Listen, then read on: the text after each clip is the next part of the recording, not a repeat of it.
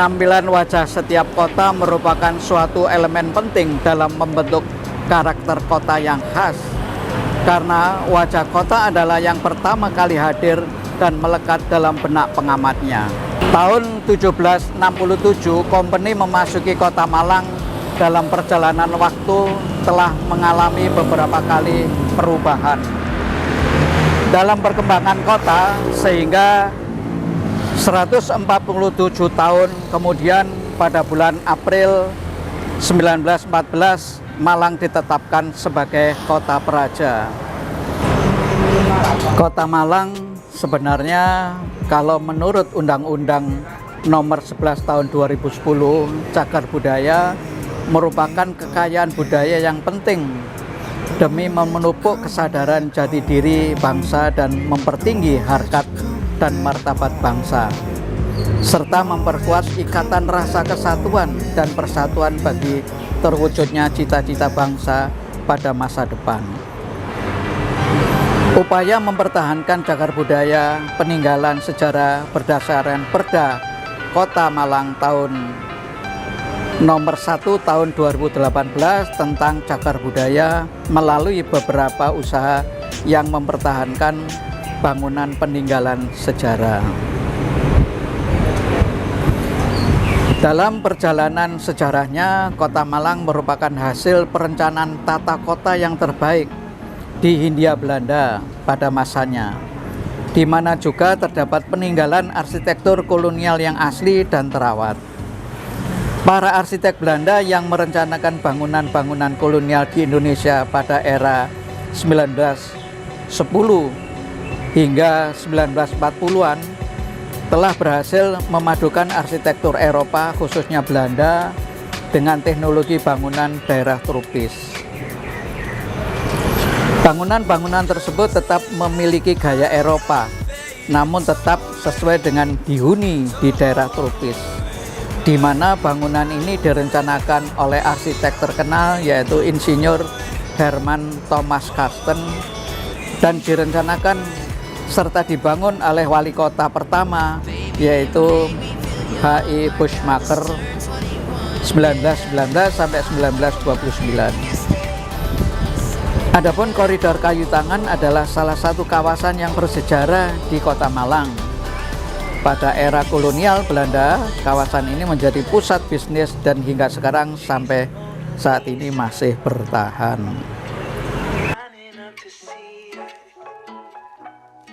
She's a Mona Lisa. Everyone's lining up to see her.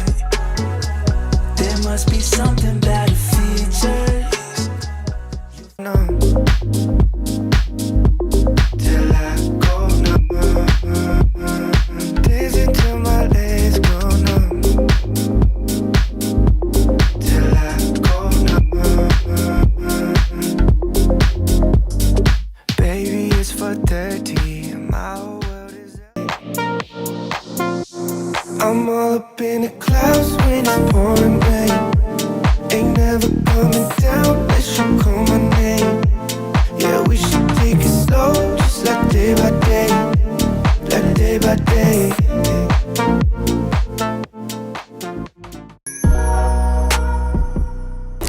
Berdasarkan dari hasil observasi yang telah dilakukan, objek wisata Kampung Heritage Kayu Tangan memerlukan penataan kembali. Tidak hanya sebagai wisata yang memiliki swafoto dengan atmosfer tempo dulu, harapannya juga menjadi daya tarik utama wisata datang berkunjung ke destinasi wisata Kampung Heritage Kayu Tangan. I've been feeling so down, yeah. Can you tell me why? Sebagai salah satu contoh adalah rumah didirikan pada tahun 1870, terletak di Jalan Basuki Rahmat, Gang 6 nomor 988. Merupakan rumah tertua yang ada di wilayah Kayu Tangan yang dibangun sekitar tahun 1870-an.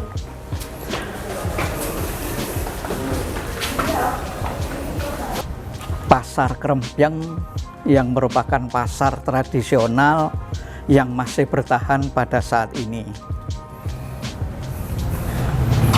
Ini merupakan satu pasar tradisional yang berada di pusat kota dan di kawasan permukiman lama. Ada beberapa bangunan yang masih bertahan sebagai ciri khas kampung yang telah dihuni sejak sebelum Belanda berada di Kota Malang. Ini kita lihat pasar tradisional atau yang bisa dikatakan sebagai pasar krempeng. Dan ini sampai saat ini masih bertahan. Dulu koridor ini adalah merupakan koridor sebagai pusat pasar loak ya. Jadi pasar loak yang sekarang karena kebutuhan permukiman, sehingga pasar loak sudah berubah menjadi sebuah permukiman. Ini sebagai koridor antara utara dan selatan. Utara selatan ini menjadi satu koridor yang kuat sebagai akses dari Pasar Talun sampai ke daerah menuju Skabrom. Skabrom itu adalah Semeru, Kayu Tangan, dan Bromo. Jadi masyarakat Malang itu suka sekali dengan bahasa-bahasa yang disingkat gitu ya. Kita sekarang jalan menuju makam tertua, yaitu makam seorang Pangeran Honggokusumo, adalah seorang pejuang pada saat zaman Pangeran Diponegoro. Sekarang berada di daerah makam Mbah Honggo. Mbah Honggo itu sebutan nama yang akrab di kampung Kayu Tangan. Jadi Mbah Honggo itu sebenarnya nama lengkapnya adalah Pangeran Honggokusumo. Pangeran Honggokusumo ini adalah salah satu pasukan Pangeran Diponegoro. Jadi Pangeran Diponegoro itu kan 1825 sampai 1830. Nah, uniknya makam Mbah Honggo ini adalah berada di dataran tinggi. Jadi kisaran dari jalan tadi itu ada sekitar 4 meter. Nah, kawasan Mbah Honggo ini adalah memang menjadi legenda ya. Menjadi legenda karena ada pohon beringin yang menaungi makam beliau.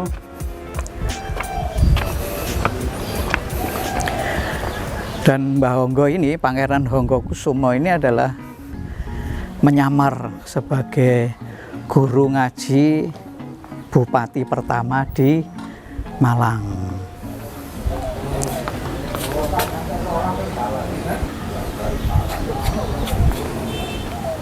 Ini adalah Pangeran Surohadi Merto Kiai Ageng Purut.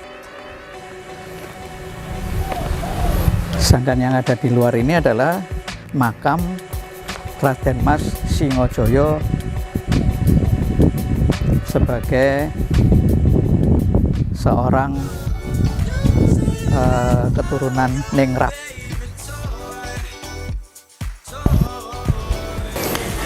Kita sekarang melihat sungai atau Kali Sukun yang merupakan sebagai salah satu drainasi kota yang berada membelah dari arah utara ke selatan. Dan sungai ini masih bertahan dan masih terjaga dengan bagus, tidak kotor. Yang berikutnya adalah sungai ini adalah sungai kedua sebagai sungai induk. Kalau sungai induknya itu adalah di Kali Brantas. Ini adalah sungai dari arah barat dari Kota Batu melewati perkampungan Kayu Tangan.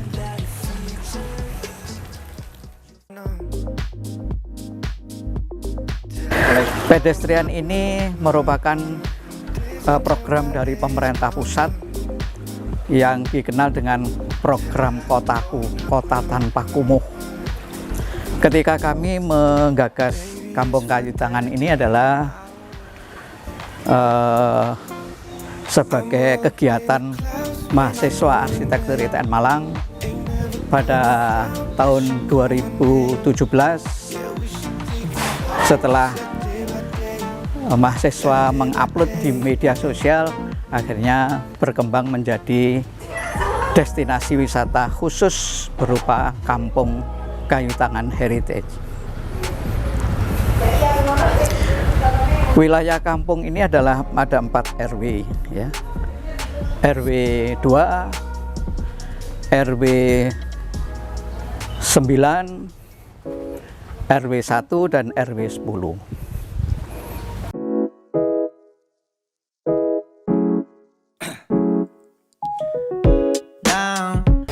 Memang kalau dulunya bahwa pedestrian ini belum tergarap dengan bagus, tapi pemerintah menilai bahwa kampung ini merupakan satu kampung yang bisa mengangkat ekonomi baru bagi masyarakat maupun kota.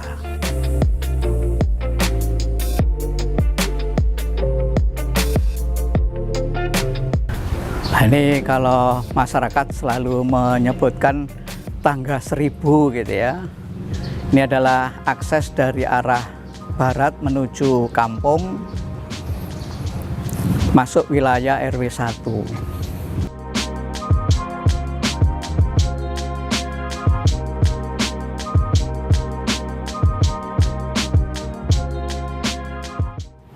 Kalau kita perhatikan bahwa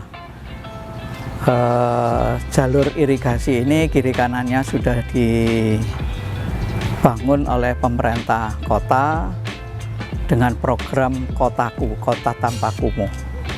Dan ini menjadi bagian spot selfie bagi masyarakat wisatawan dari dalam maupun dari mancanegara.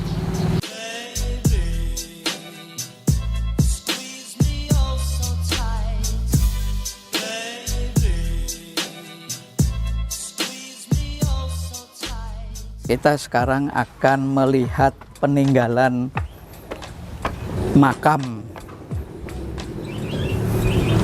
Makam ini disebut sebagai makam tanda atau makam almarhum Raden Mas Singo Wiryo, wafat tahun 1893.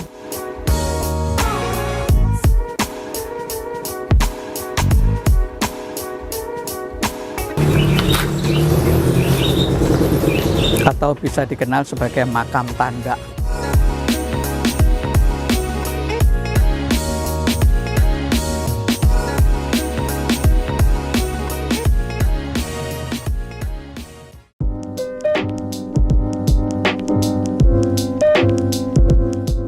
Sekarang kita menuju arah ke selatan atau dikenal sebagai Kampung Talun.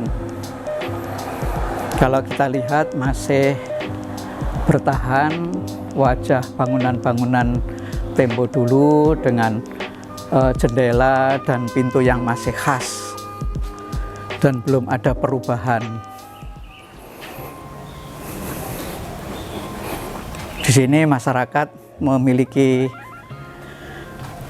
memiliki semangat bersama untuk menjaga wajah bangunan bisa masih bertahan. Nah, ini perkembangan masyarakat membuka galeri, gerai atau usaha-usaha dalam bidang garment.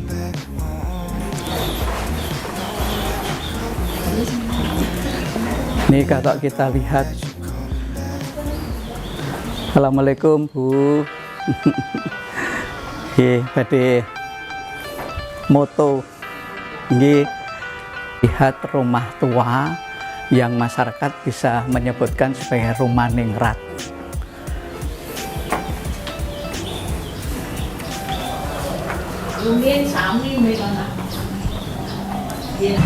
Kita lagi melihat rumah tua yang dibangun tahun 1920 sebagai rumah Yakob.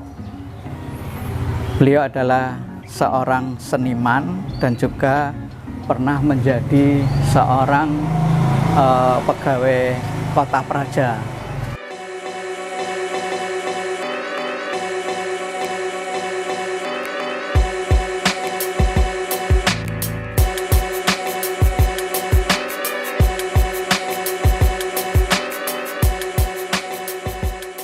Kita bisa melihat sebagai salah satu peninggalan rumah tua yang masih bertahan dengan ciri khas jendela, pintu, bahkan dari segi konstruksi bangunan ini adalah menggunakan batu bata dengan ketebalan 30 cm, jadi masih kokoh,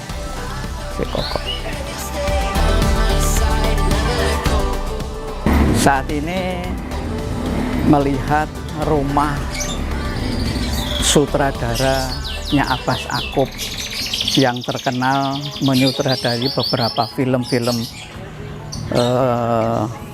jadul ya. Ini adalah dulu pernah didatangi oleh beberapa artis, misalnya Titiek Puspa, terus pemain film pelayan seksi itu. Ini adalah rumah seni beliau. Sekarang rumah ini masih perlu direnovasi karena perlu dilakukan rehab agar bisa menjadi daya tarik wisatawan. I'm all up in the clouds when it's pouring.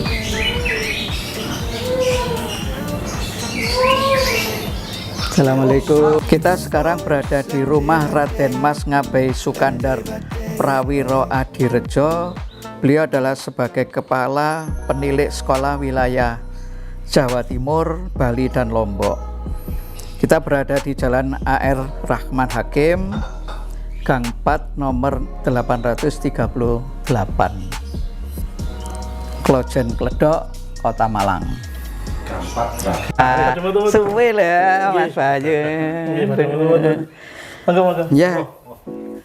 Alhamdulillah wa syukurillah. Down, yeah. I've been feeling so down, yeah. Can you tell me why?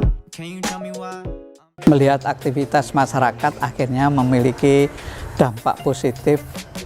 Di antaranya adalah menjadi galeri, menjadi kafe, memiliki kekhasan dan menjadi bagian dari keuntungan heritage. Di antaranya rumah lama yang masih bertahan dari desain jendela, pintu, tralis, dan kursi, bahkan juga dari lantai. Masyarakatnya semangat untuk memelihara gitu ya. Ini diantaranya juga menjadi manfaat positif ya. Manfaat positif ini yang memang tujuan manfaat dari heritage sebetulnya.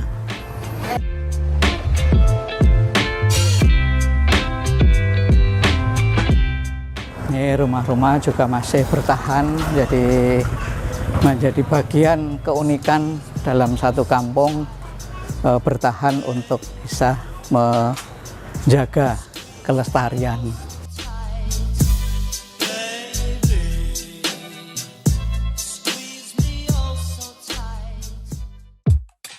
Menjadi kafe kalau pada saat malam hari. Terus di dalamnya pun juga ada tempat ibadah atau langgar ya.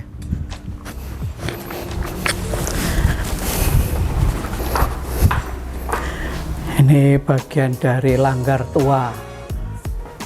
Jadi bangunan pertama dari langgar ini didirikan pada tahun 19.000. Saat ini tetap dipertahankan keberadaannya, bangun di kawasan Kayu Tangan.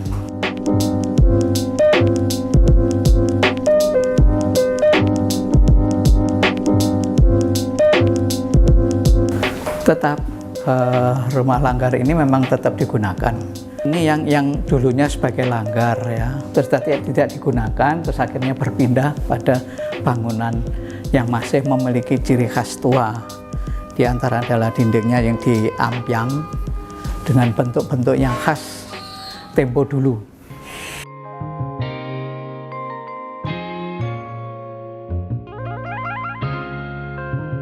Ini dampak adanya kawasan heritage, sehingga program kotaku ini akhirnya dibangun pedestrian.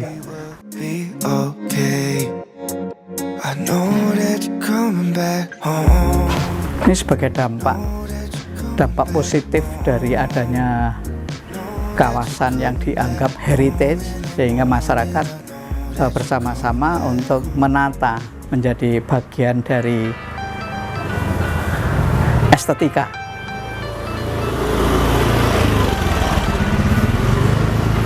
Ini adalah rumah jamu yang sudah cukup tua ya. Jadi masih bertahan.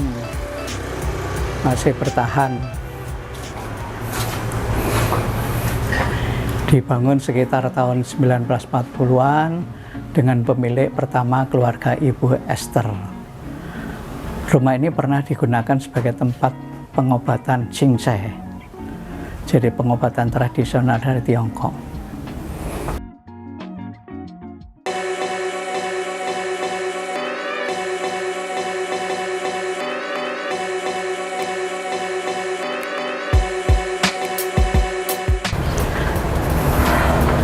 Assalamualaikum Ustadz Iing.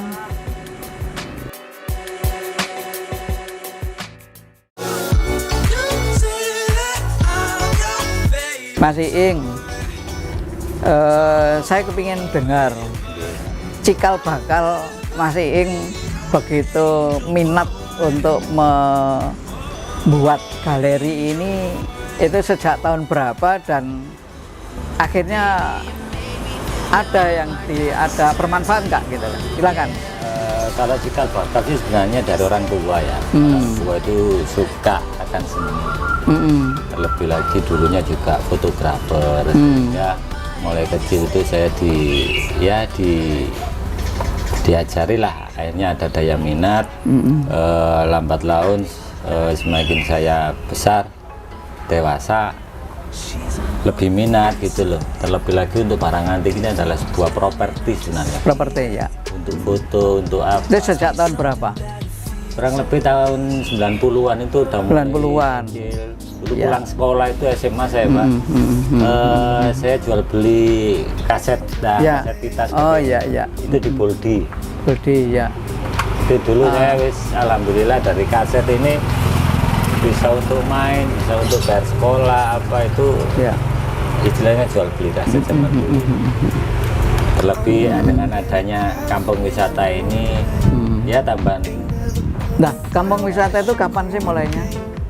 Kurang lebih 3 tahun sebelum corona itu sudah mulai berjalan. 2017?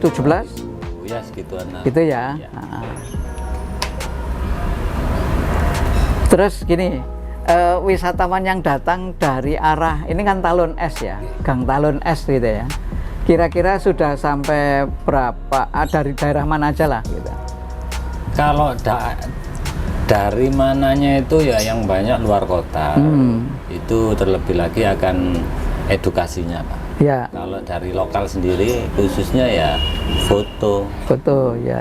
Mereka kan tujuannya pengakuan ya. Tampil di IG, di medsos dan sebagainya. Di sini gini, sini situ. Tapi kalau mancanegara itu lebih ke nostalgia, bisa cerita tentang rumah, tentang sejarah benda-benda. Iya.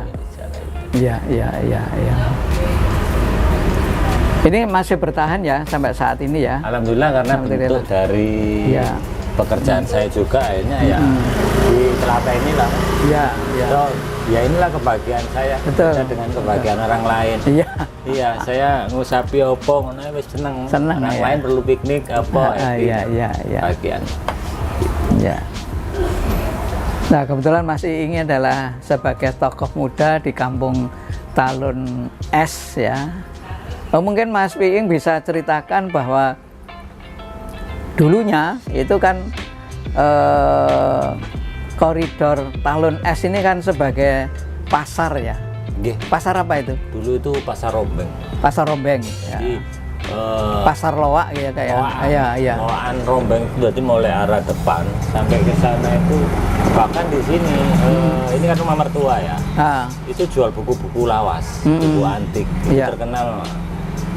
Di sini nih Pak Wi namanya. Pak Wi, ya. Itu buku-buku Ya. zaman Belanda itu. Beliau koleksi dan jual beli. Masih ada ya buku-buku itu? Bukunya Kira-kira sebagian ada. ya. Sebagian ya sudah laku. Iya, Terus iya. kebetulan dulu kan kita nggak ngerti ya, oh zaman sekarang barang-barang itu manfaat atau enggak. Iya. Apa harapannya Mas Iing tindak lanjut berikutnya yang dianggap sebagai kayu tangan Talun ini kan sudah disepakati sebagai kampung heritage gitu lah. Ya, harapan kami sih, harapan saya terutama kayu tangan ini bisa mewakili Malang itu bukan sebagai kota transit tapi tempat wisata. Ya, tujuan ya. Ya.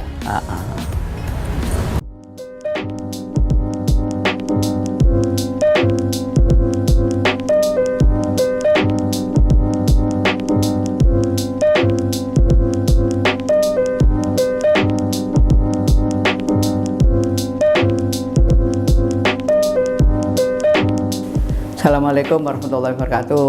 Waalaikumsalam. Mas Rudi Haris. Nggih, Pak Budi. Alhamdulillah Mas Rudi Haris ini cukup dikenal di kawasan Kampung Kayu Tangan Heritage karena membuka kedai atau warung.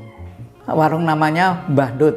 Kopi Hamur Badut. Oh, kopi Hamur Mbah Dut. Nah, saiki sampean ceritane. Nah, Ya apa? gini ceritanya kan Kampung Kayu Tangan, khususnya wilayah RW 9, RW 1, RW 10 dan RW 2. Ya. Pada waktu itu digagas oleh tim Cagar Budaya ini Ya. untuk menjadi kampung wisata heritage atas petunjuk dari Bapak Wali Kota. Ya. Maka berdirilah Kampung Heritage Kayu Tangan pada tahun 2018. Ya. Ya, tepatnya tanggal 22 April ya. 2 April Ya. sih, 2018. Nah, saya salah satu dari pengurus dari Poltabes. Rumah saya sebetulnya bukan kopi dulu Pak, tapi toko kelontong. Oh, toko kelontong. Sembako. Ya, ya. Tapi begitu kampung dibuka jadi kampung wisata, tepatnya tanggalnya kurang tahu, Ya. tentang apal cuman tahunnya aja 2018. Ya. Jadi saya beralih profesi menjadi toko kelontong berubah menjadi warung kopi. Warung kopi ya. Soalnya wong Malang senengane ngipok ya. Nah, karena saya juga berpikiran bahwa orang yang berwisata nggak mungkin lah beli sembako Pak. Iya. Ya. Betul.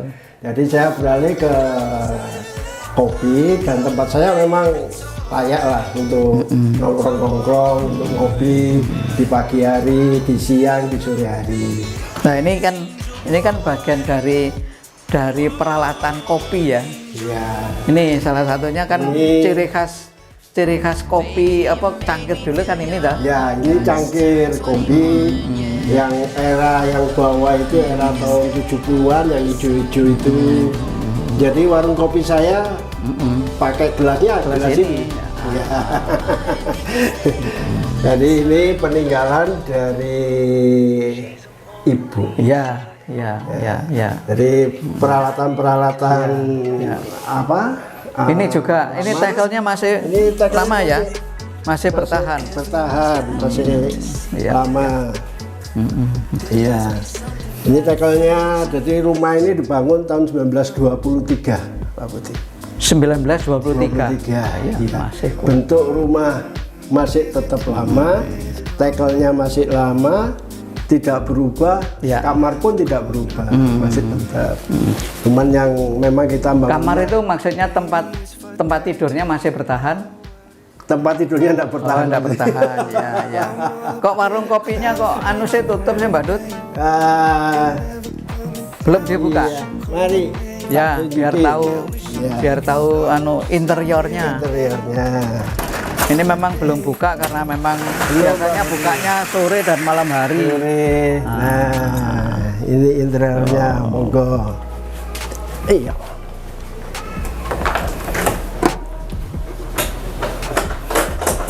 Nah ini kopi hamur Mbah Dut. Wah. Iki Mbah Dute wis kurus itu Mbah Keceng ya. Mbah Keceng. Jadi ini pernik-pernik. Ya. Nah, ini seperti ini kalau minum kopi di sini cangkirnya ini. Nah, cangkir masih lama. Ya, Nah, ya, ya. Jadi memang perabotan dibuat lama. Iya. Jadi orang minum tuh kadang. Nah, ini untuk kopi, untuk untuk buat apa? kopi. Untuk menghancurkan. Giling. Giling Untuk kopi. giling ya. Ah, giling Zamannya biar tuh gilingan. Gilingan, ya, ya. Kalau sekarang kan sudah pakai motor gilingan. Kalau ini masih manual. Nah, ini radio. Radio ini beli tahun 61 61. dan saya masih menyimpan kwitansinya. Oh, Ada kwitansinya. Ditelepon zaman dulu. ya. Jadi nuansanya memang nuansa Ya, jadul. ya, Biasanya ini ya. tertata rapi. Ya, karena Ini memang belum motornya buka. L2G Super. Sip. Iya. Ya, Monggo Pak Budi. ya. Ini foto-foto keluarga. Foto keluarga. Yang ini, ya, yang ini Bapak Ibu. Ini tokoh Muhammadiyah. Mbak Bejo. Ah, Mbak Bejo, Darmo Laksono. Laksono. Ya, ini yang Mbak mempunyai SMP Muhammadiyah. Rorojowo. Ah, iya. Ini keponakan dari Ibu. Oh, iya. Oh. Kalau ini Bapak asli Sidoarjo, Riau. Nah, ini tanda jasanya, beliau seorang veteran perang. Veteran. Ya. Ini tanda tangannya masih Presiden pertama Pak Karno. kita, Pak Karno ini. Ya. Pak Karno. Karena dia tahun 61. 5 Juni 1961 ditandatangani oleh Pak Soekarno. Kalau ini Pak Budi, ini Itu. ijazah. Ini ijazah dari ayah waktu sekolah rakyat zaman Belanda. Iya, iya, iya. Ini kakak, Iya, iya. anak pertama. Oke. Wah, lengkap sudah.